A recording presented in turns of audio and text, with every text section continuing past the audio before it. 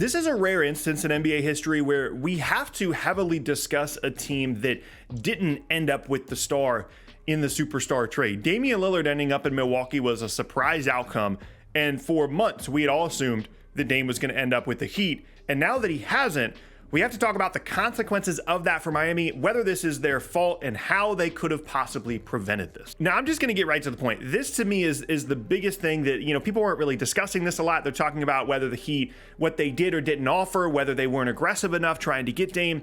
Here's where I think the disconnect is. If Damian Lillard and his representation had done the normal superstar trade request thing, which is, hey, we don't want to be here anymore. We appreciate what you've done over the years. We would like to go to a different team. Here's our list. Here's our preferred teams. I'd really like to go to this team, but let me give you a couple of options. You guys can go out and explore your trade options. Come to us with the deal first so that we can be 100% sure that's a destination that we would like to go to. Let's work with you on this. If they had gone to Portland with that kind of mindset, Damian Lillard might be a member of the Miami Heat today. But I think one of the issues here is how aggressively his representation tried to force their way to Miami. Obviously, it's where Dame wanted to go. Obviously, it was his top choice. But when you had multiple years left on your deal, when you're so aggressive about it, at a certain point, Portland looked at the situation and said, you know what? You're not going to Miami. We're getting maximum value. Our job here is to get as much value in exchange for Damian Lillard for the long-term future of the franchise.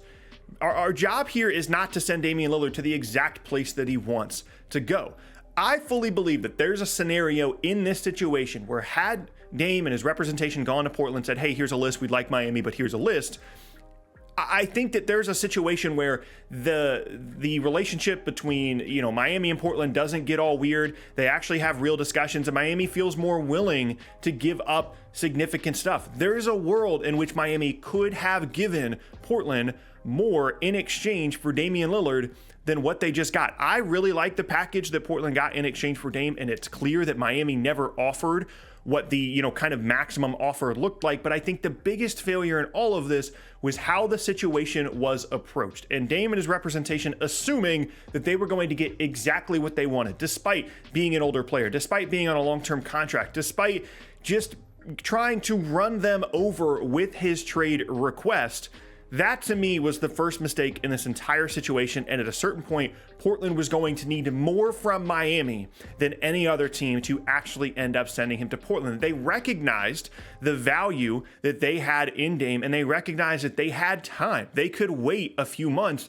And so, yes, there are things Miami could have done better in this process. I do think that they could have offered more in exchange for Dame, potentially gotten a deal done despite all the other issues. But the primary thing here is that Dame and his representation, it seems like, went about this situation all the wrong way. Now, what does this mean for Miami? What could they have done better? Well, there's two different angles to this. One, Miami's offseason seemed to always revolve around Damian Lillard because they seem to be potentially one of the top targets for Bradley Beal. He ends up in Phoenix, possibly because they didn't give up enough, possibly because Bradley Beal had a no trade clause and, unlike Dame, could actually force his way to one particular team. And then also, they just kind of thought that they either had this in the bag or they were looking at other options. The idea that the offseason for Miami was just Dame or bust, I think was pretty overstated throughout this whole process. They had other options that they were looking at into the long term. Getting Giannis, getting Joel Embiid, getting Luka, like these are things that they were thinking about in terms of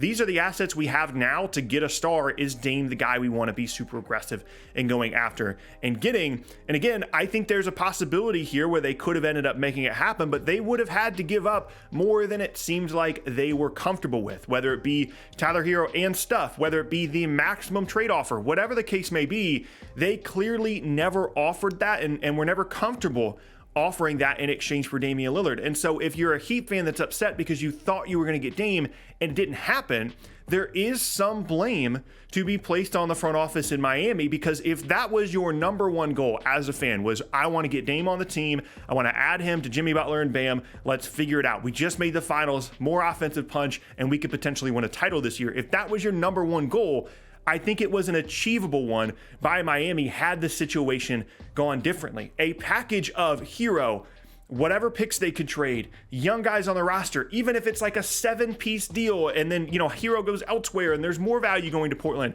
Technically, yes, if that offer was on the table, that is a better deal for Portland than what they got from Milwaukee. But it's clear that that trade was never offered, and Miami was never even really all that close to trading all that stuff in exchange for Damian Lillard. And it's possible that we overstated Miami's interest in this entire situation and Dame's value in the entire situation. And this has now put Miami in a really interesting and unfortunate situation, because even if it wasn't, end all be all for them to get Dame this offseason, it's clear that they center their offseason around potentially adding a star, whether it be Beal, whether it be Dame, whether it have been Embiid, Harden, whatever the case may be, because now their team is markedly worse than the team that just went to the finals. No Max Strus, no Gabe Vincent. Half the roster was on the trade block all offseason, and they know it. There's no secret to this. Tyler Hero knows that they were shopping him. Duncan Robinson knows they were shopping him. The young guys know that they were shopping these players.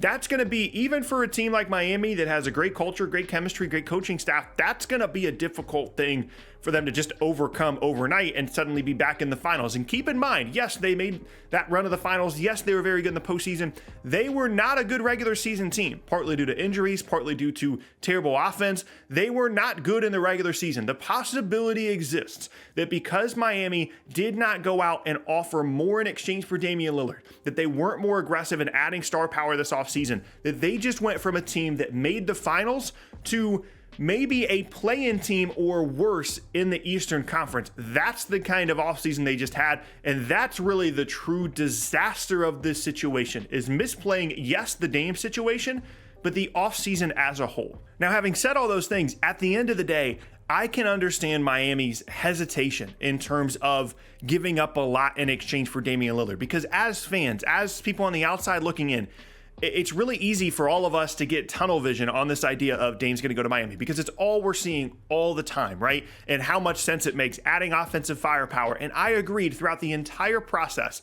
that the best way for Miami to compete for a title this upcoming season was to trade most of the stuff, ideally not all the stuff, but most of the stuff in exchange for Damian Lillard. However, we do have to consider the fact that Dame is approaching his mid-30s, on a long-term, very expensive deal, and you're trading basically all of the assets that you have in exchange for him. If you made the deal, if it's Hero, multiple picks, a couple of the young guys, maybe you keep some of them, that's your team. Dame, Jimmy Butler, Bam Adebayo, and some stuff. Like, that is the entirety of your team. And on paper, for a team that just made the finals, yes, that looks like a contending team. That looks like a possibly championship team. But if it doesn't go well, if you deal with injury issues to Dame and Jimmy Butler because they're getting older, if you can't figure out how to put together a good defensive group out there because of all the extra pieces that you lost, you can't figure out a way to add depth, you're stuck. You have no assets left. You have two aging, very expensive players, and you have no upside left on your roster. Now, to you, that risk might have been worth trying to compete for a title this year. And to Miami, clearly that wasn't the case.